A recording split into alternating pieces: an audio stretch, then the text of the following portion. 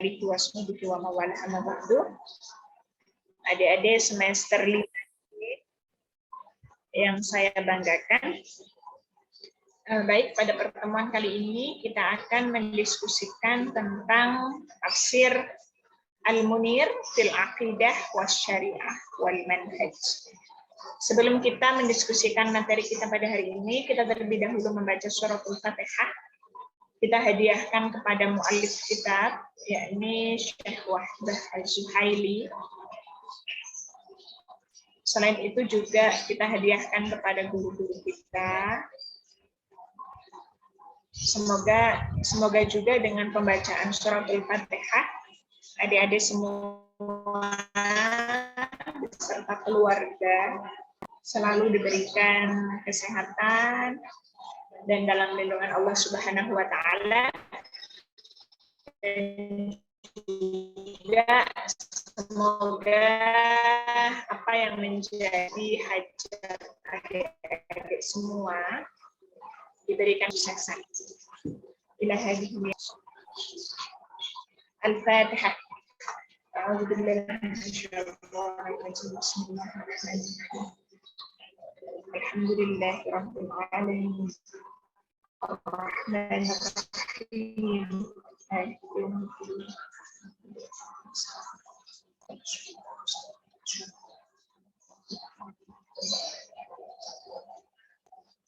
Amin amin ya rabbal alamin.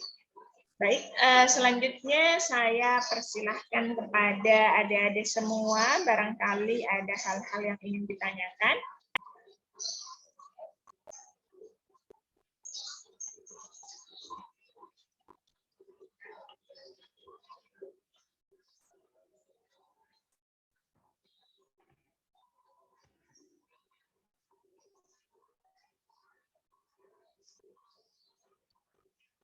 Ada atau tidak ada? Kalau tidak ada, enak nih, kita langsung keluar lagi.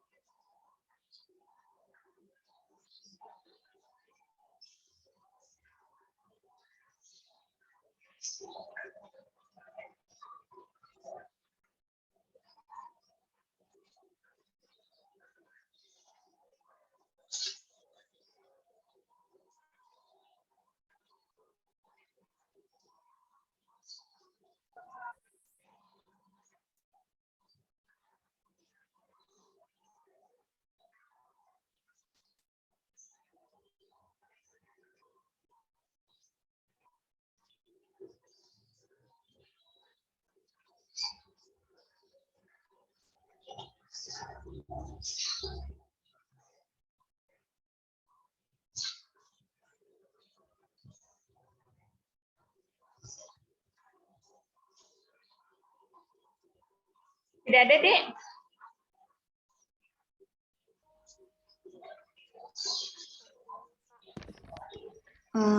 Kak Mamlu, saya mau nanya. Oke, silahkan Konita. Bismillahirrahmanirrahim. Kalau di latar belakang penulisan itu kan Kak Mamlu sempat bilang ya, bahwa dari Wahbah Az-Zuhailinya itu berkata bahwa beliau itu mencoba untuk seobjektif mungkin dalam menuliskan penafsirannya gitu. Nah, tapi kalau itu kan dari beliau ya.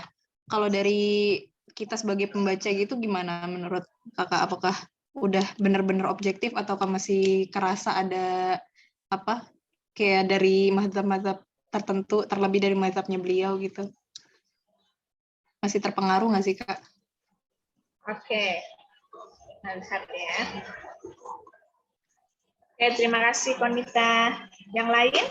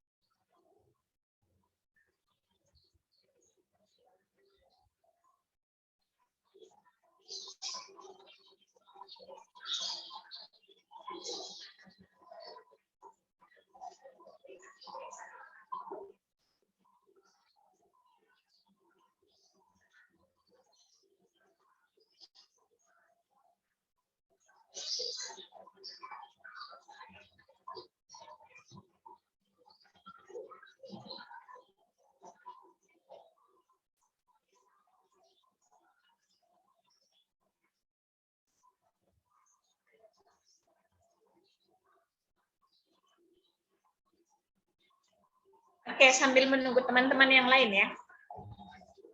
Saya merespon pertanyaannya Konita. Jadi untuk tafsir Al-Munir fil Aqidah Wasyariah wal Manhaj, memang kitab tafsir ini ditulis dalam jangka waktu 16 tahun ya. Waktu yang cukup lama. Tapi memang kitab tafsir ini kenapa lama? Karena kan Wahbah Az-Zuhaili punya kesibukan di luar menulis tafsir Al-Munir ya.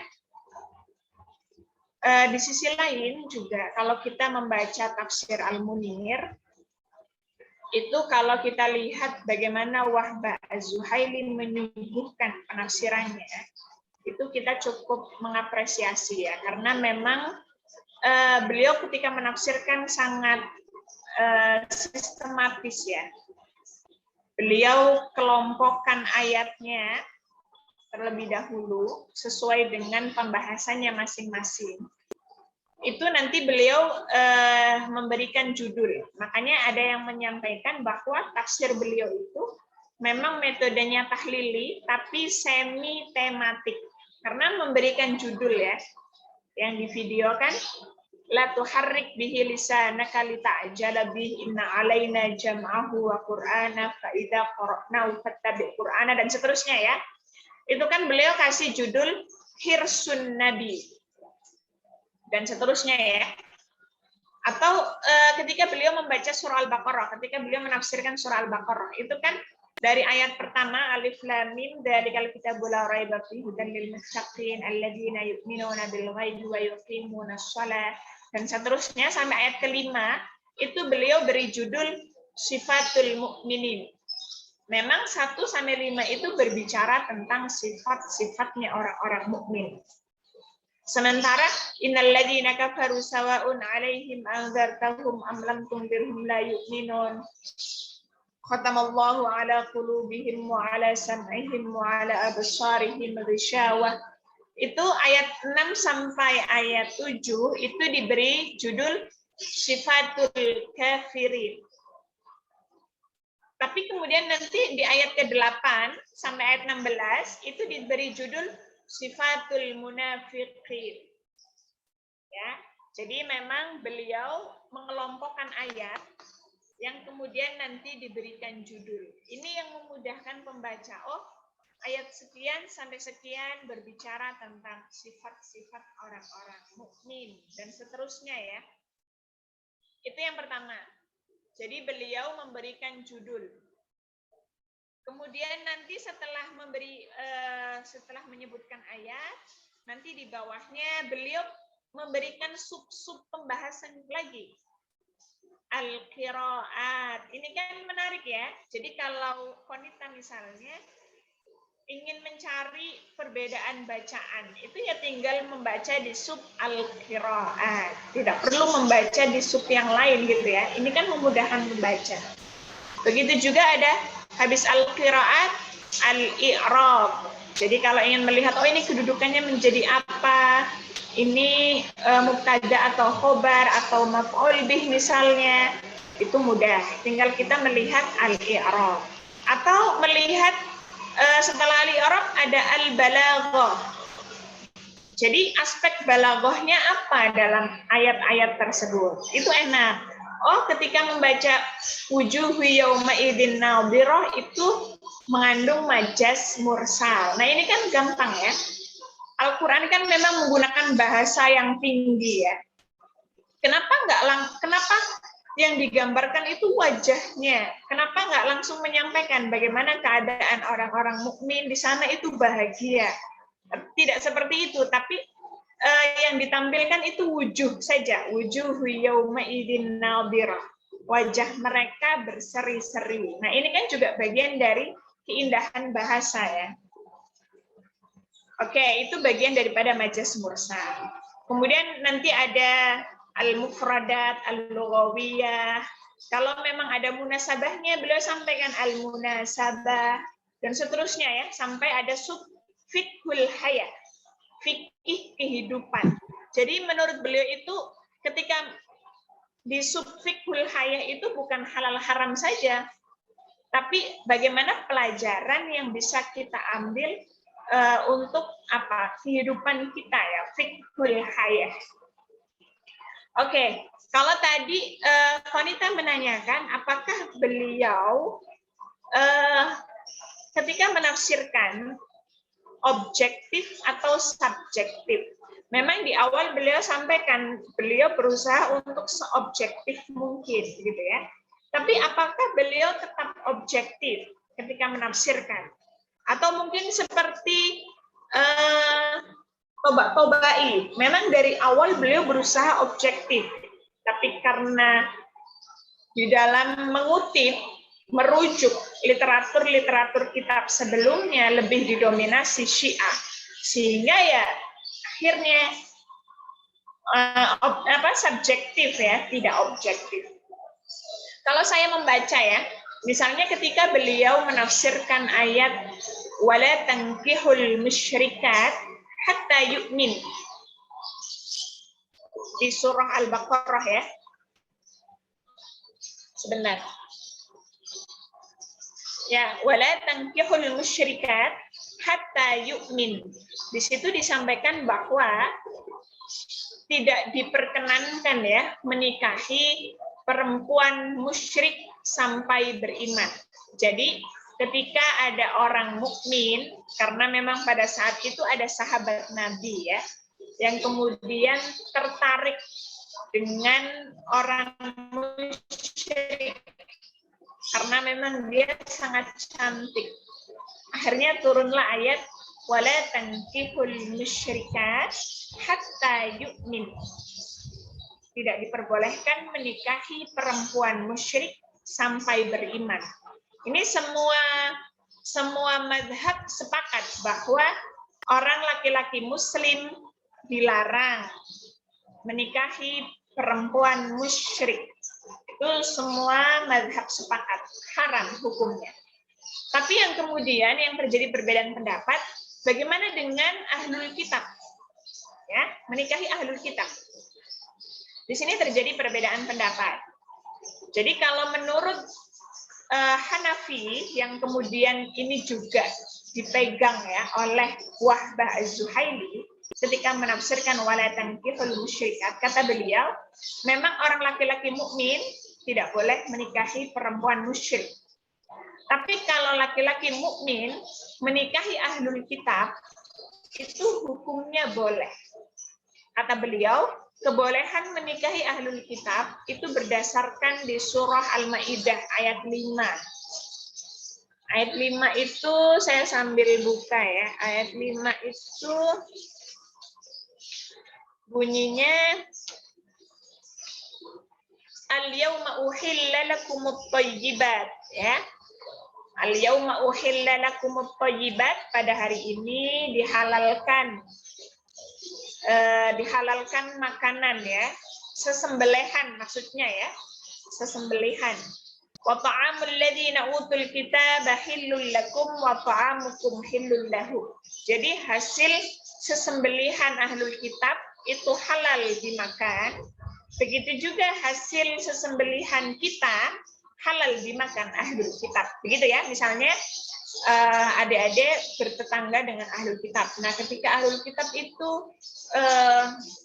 berkirim makanan ayam misalnya ya, maka di situ sesembelihannya hukumnya halal, gitu ya. Hukumnya halal. Jadi sesembelihan ahlul kitab halal untuk kita, sesembelihan kita halal untuk ahlul kitab. Oke, coba ayat berikutnya. Redaksi berikutnya. Wal muhsanatu minal mu'minat wal muhsanatu minal ladzina utul kitab. Nah, di sini dan dihalalkan juga mengawini perempuan mukmin yang baik. Muhsanat itu kan yang menjaga kehormatan ya. Yang baik. Wal muhsanatu minal ladzina utul kitab, dan juga halal bagi kalian menikahi perempuan ahlul kitab yang menjaga kehormatan. Nah, ini kan berarti kata beliau menikahi ahlul kitab, perempuan ahlul kitab itu hukumnya boleh. Tapi beliau memetakan kalau ahlul kitab statusnya adalah dhimmi itu berarti ada di bawah naungan negara ya. Artinya dia dijaga keamanannya oleh negara. Ya kayak di Indonesia kan, memang di Indonesia mengakui 6 agama ya, sehingga meskipun kita berbeda agama, ya agama yang lain pun punya hak untuk aman, kan begitu ya? Karena memang keamanan mereka itu dilindungi oleh negara. Nah, ahlul kitab ini juga ada yang statusnya dhimmi. Dhimmi itu berarti keamanannya ditanggung ya oleh negara. Tapi ada juga yang harbi. Harbi itu berarti arti harbi sendiri kan artinya perang ya, harbi. Ya kayak ada kafir dhimmi, ada kafir harbi. Kalau kafir dhimmi itu berarti dia kafir tapi punya dia hak untuk dijaga keamanannya itu memang diberi keamanan oleh negara karena mungkin dia sudah membayar pajak ya, yang kemudian dia harus dilindungi oleh negara. Tapi ada juga kafir harbi. Kalau kafir harbi ini ya karena memang dia tidak punya hak ya untuk dilindungi oleh negara, maka dia boleh diperangi. Nah, ahlul kitab juga sama. Ahlul kitab kalau statusnya harbi, maka kata Wahbah Az-Zuhaili, dia boleh dinikahi, tapi hukumnya makruh. Makruhnya lebih kepada haram. Litahrim ya. Makruhnya mendekati haram. Itu kalau menurut mazhab Hanafi yang kemudian diikuti oleh Wahbah Az-Zuhaili. Jadi ahlul kitab itu dipetakan dua, ada zimmi, ada harbi. Kalau zimmi hukumnya boleh, kalau harbi lebih kepada makruh yang mendekati haram. Makruh kan ada yang mendekati haram, ada yang mendekati halal ya. Nah, kalau harbi itu makruh yang mendekati haram. Tapi berbeda dengan Hambali, misalnya Konita membaca perspektifnya Hambali. Kalau menurut Hambali, yang dimaksud ahlul kitab itu betul-betul ahlul kitab mereka yang meyakini kitab-kitab samawi, tapi yang belum dirubah. Injilnya itu belum dirubah. Kalau sekarang kan Injilnya sudah dirubah ya. Injil Taurat sudah dirubah. Sehingga menurut Hambali dalam konteks sekarang sudah tidak ada ahlul kitab. Jadi dalam konteks saat ini ya memang pernikahan beda agama hukumnya tidak boleh. Karena ahlul kitab juga sudah nggak ada. Jadi itu konteks Hambali. Tapi di sini Wahbah Az-Zuhaili lebih kepada Hanafi. Berarti sesuai dengan mazhab yang dia pegang ya. Dia memang dibesarkan oleh mazhab Hanafi, dan ketika membaca wala tankihul musyrikat juga sesuai dengan mazhab Hanafi. Tapi coba kita lihat ayat yang lain. Ketika beliau membaca sumpah ilah, tahu sumpah ilah itu apa? Sumpah ilah itu bersumpah, suami bersumpah tidak mau menggauli istrinya. Itu namanya sumpah ilah. Kalau di surah Al-Baqarah itu ada apa ayatnya?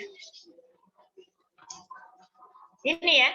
Lilladzina yu'luna min nisaihim tarabbusu, apa lanjutannya? Tarabbusu. Ya, arba'ati ashhur ya. Jadi kan di situ disampaikan lilladzina yu'luna min nisaihim. Jadi ketika perempuan itu diilak oleh suaminya, memang di situ tarabbusu arba'ati ashhur, 4 bulan ya. Jadi kalau misalnya nih laki-laki, saya bersumpah demi Allah tidak akan menggauli kamu selama 1 minggu. Maka di sini tidak jatuh talak ya.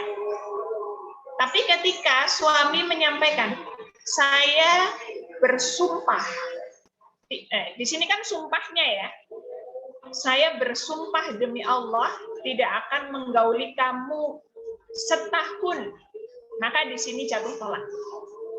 Gitu ya. Jadi kalau melebihi 4 bulan itu jatuh talak. Itu namanya sumpah ilah. Lilladzina yu'luna min nisaihim tarabbusu arba'ati ashhur. Jadi kalau misalnya dia kok kurang dari 4 bulan ya belum jatuh ya. Iya, belum jatuh tolaknya ya kalau kurang dari 4 bulan. Oke. Mazhab Wahbah Az-Zuhaili tadi kan kalau yang saya contohkan di awal dia lebih kepada Hanafi. Tapi kalau berbicara ayat ini lilladzina yu'lun, itu di sini beliau tidak mengikuti mazhab Hambali. Itu mazhab Hanafi, mohon maaf. Tidak mengikuti mazhab Hanafi. Jadi kalau menurut mazhab Hanafi, ketika ada laki-laki seperti itu, saya bersumpah demi Allah tidak akan menggauli kamu dalam setahun, secara otomatis jatuh talak. Itu menurut Hanafi. Tapi Wahbah Az-Zuhaili, menurut beliau, tolak itu ada dua bentuk. Ada tolak yang jatuh dengan dirinya sendiri, ada tolak yang menjatuhkan itu adalah hakim, pengadilan berarti ya, yang menentukan ini tolak atau bukan, jatuh tolak atau bukan itu hakim. Misalnya nih, ada perempuan, dia punya suami, tapi ditinggal oleh suaminya. Nggak ada kabar, nggak ada transferan juga, intinya nggak ada kabar, nggak ada, ya, dia juga tidak memberikan nafkah gitu ya. Setahun nggak ada kabar, 2 tahun nggak ada kabar, 3 tahun nggak ada kabar. Maka di sini yang berhak menjatuhkan tolak itu adalah hakim. Ya, jadi dia tidak yang secara otomatis langsung tolak. Jadi misalnya nih, ada perempuan nggak ada kabar ya, suaminya nggak ada kabar selama 3 tahun, kemudian perempuan ini langsung menikah saja, menikah dengan laki-laki lain.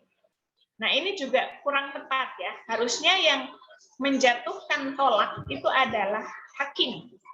Hakim ya, bukan dirinya sendiri. Kalau menurut Wahbah Az-Zuhaili. Jadi menurut Wahbah Az-Zuhaili, ada tolak yang jatuh dengan dirinya sendiri. Misalnya suami, saya tolak kamu. Nah, ini langsung otomatis jatuh tolak. Tapi kalau sumpah ilah, seperti tadi itu ya, sumpah ilah, maka tidak secara otomatis jatuh tolak, tapi yang menjatuhkan tolak itu adalah hakim di pengadilan. Sama juga dengan tadi, laki-laki yang nggak ada kabar, maka yang menjatuhkan tolak itu adalah hakim di pengadilan. Kalau di pengadilan kan prosesnya panjang ya, artinya di situ mempertimbangkan berbagai hal. Misalnya tadi ditinggal 1 tahun, nggak ada kabar. Nah, di situ nggak secara otomatis jatuh tolak, tapi nanti melalui hakim di pengadilan, nanti kan ada mediasi dari pihak laki-laki, dari pihak perempuan, kenapa nanti juga ditanya ya di situ kenapa dalam 1 tahun kok nggak ada kabar dan lain sebagainya ya yang kemudian dipertimbangkan. Nah di sini apakah jatuh tolak atau tidak? Kan kira-kira begitu ya. Jadi melalui hakim. Nah di sini ketika Wahbah Az-Zuhaili membaca lilladzina yu'lun itu ketika laki-laki memberikan sumpah ilah, bersumpah tidak menggauli melebihi 4 bulan, itu nanti yang menjatuhkan tolak, yang menentukan itu adalah hakim, bukan dengan sendirinya. Berarti kan di sini beliau mengunggulkan mazhab di luar Hanafi. Begitu ya wanita ya. Jadi beliau terkadang mengunggulkan mazhab Hanafi seperti yang wala tankihul musyrikat, tetapi di sisi lain ketika membaca sumpah ilah beliau tidak mengunggulkan mazhab Hanafi. Jadi melihat 2 contoh ini yang memang kita harus membaca semuanya ya. Cuma memang saya pribadi belum membaca dari juz 1 sampai juz 30. Tapi yang sudah saya baca terlihat bahwa beliau memang berusaha untuk objektif. Artinya tidak selalu mengunggulkan mazhab Hanafi. Berbeda dengan kitab tafsirnya Al-Jassos ya, Ahkamul Quran karya Al-Jassos. Itu beliau fanatik Hanafi. Tapi siapa Wahbah Az-Zuhaili memang juga mengutip Al-Jassos ya, tapi juga mengutip Ahkamul Quran karya Al-Qurtubi yang memang beliau itu lebih ke Maliki. Artinya beliau tidak hanya mengutip dari mazhab Hanafi saja, tapi juga mazhab di luar Hanafi beliau rujuk. Begitu Kanita. Terima kasih banyak, Kak. Oke, sama-sama. Ada lagi yang lain?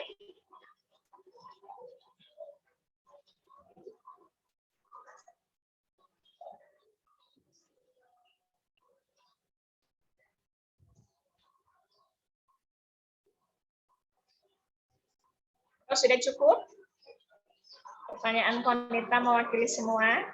Jadi memang secara metode itu tahlili semi tematik ya. Sumbernya beliau birra'yi dan bil ma'tsur. Tapi didominasi birra'yi. Sistematikanya tadi itu ya. Beliau memberikan judul, kemudian mengelompokkan ayat ya. Kemudian nanti diberi sub-sub pembahasan, mulai dari al-qiraat, al-i'rab, al-balaghah. Kalau memang ada asbabun nuzul juga beliau ada sub tentang sababun nuzul begitu ya. Nanti ada al-mufradat al-lughawiyah, ada at-tafsir wal bayan. Yang terakhir ada fiqhul hayat. Ada juga al-munasabah ya, al-munasabah. Jadi sistematikanya mudah ya. Memudahkan pembaca untuk mencari ya, oh ini aspek qiraat, ini aspek balaghah dan lain sebagainya. Dari aspek ideologinya pun mazhab fikihnya beliau objektif, meskipun beliau dibesarkan oleh mazhab Hanafi, tapi ternyata ketika menafsirkan Al-Quran beliau tidak fanatik Hanafi.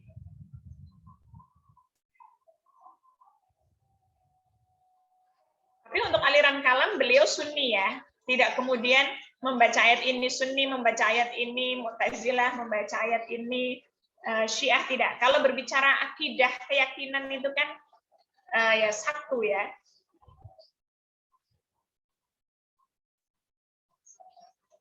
Ada lagi atau sudah cukup? Berarti kita kurang 2 pertemuan lagi ya. Supaya tidak menumpuk nanti di akhir, semuanya kan nanti numpuk ya. Bisa dari sekarang dicicil ya. Materi setelah UTS. Tidak ada? Kalau tidak ada kita cukupkan. Semoga kelas C nggak ada ini ya, nggak ada yang bermasalah, aktifnya terutama ya, lancar. kalau memang masih ada ya mungkin kurang setengah juz lagi, ya bersegera untuk diselesaikan ya. Karena kapan terakhir tahfidz itu? Tanggal berapa, Dek? Tanggal 26. Tanggal 6, Kak. Tanggal 6. 26. 26. Oh, 26. Oh, tanggal 26 ya. Oke. Jadi berarti kan kurang sebulan lagi ya. Jadi jangan sampai ada salah dengan tahfidz ya. Karena kan tahfidz menentukan itu ya. Diperbolehkan atau tidaknya mengikuti UAS. Jadi supaya adik-adik kan udah capek ya ikut kuliah dari pagi sampai malam sampai siang ya, bahkan kadang ada yang minta siang-siang juga masih kuliah supaya waktu itu tidak terbuang. Itu tadi tahfidznya ya, yang penting itu tahfidznya. Karena tahfidz itu kan tugas masing-masing. Makanya harus diselesaikan. Tidak ada lagi, Dek? Kalau tidak ada, kita cukupkan.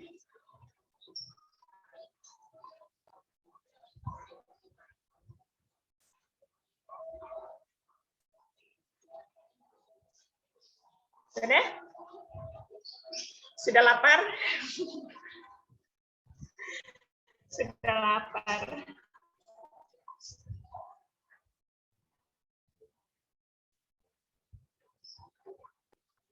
Sudah? Kalau tidak ada lagi pertanyaan, kita cukupkan pertemuan ini. Kalau memang tiba-tiba terbersit ada yang ingin ditanyakan, nggak apa-apa, sampaikan di grup. Nanti kita diskusikan di pertemuan berikutnya. Saya cukupkan nggak apa-apa ya? Sudah tidak ada atau masih? Sudah? Oke. Karena sudah banyak yang mengangguk ya. Oke, kita cukupkan sampai di sini. Semoga adik-adik selalu diberikan kesehatan, diberikan semangat ya. Semangat menghafal, semangat belajar, ataupun semangat-semangat hal-hal positif lainnya ya. Kurang lebihnya saya mohon maaf. Wassalamualaikum warahmatullahi wabarakatuh. Waalaikumsalam warahmatullahi wabarakatuh. Terima kasih banyak. Oke, sama-sama. Lemes amat.